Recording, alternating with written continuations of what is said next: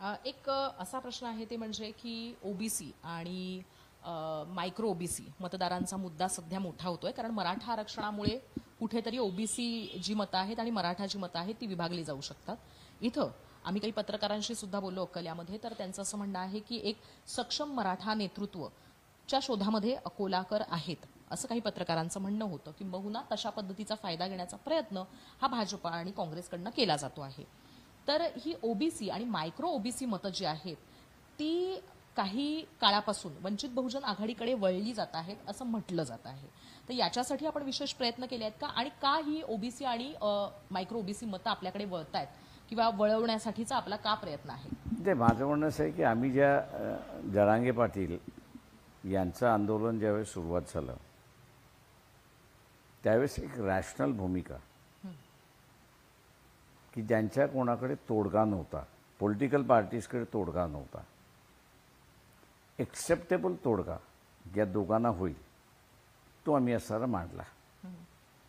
आणि तसं महाराष्ट्रामध्ये बघितलं तर ओबीसी नेता नाहीच, ओबीसीचे निवडून आलेले आमदार आहेत, पण ओबीसीचं नेतृत्व करू शकत नाहीत। तर तो जो व्हॅक्यूम आहे तो व्हॅक्यूम आम्ही असा मंडल आयोगापासून भरत आलेलो आहोत आणि त्याच्यामुळे त्यांचं असणारं अट्रॅक्शन हे असणारं म्हणजे आमच्याकडे होणं हे नैसर्गिक आहे असं मी त्या ठिकाणी मानतोय।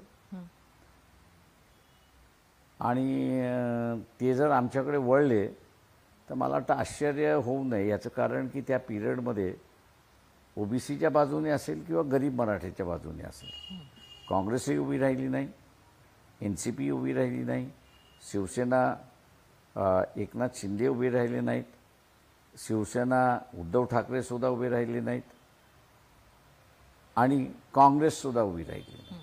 हे चारही पक्ष नुसती बघायच्या भूमिकेमध्ये होते आणि त्यातून वाट करण्याचा मार्ग, संघर्ष टाळण्याचा मार्ग, दोघांना एक्सेप्टेबल होईल असं सोल्युशन असं वंचित बहुजन आघाडीच मानत होते।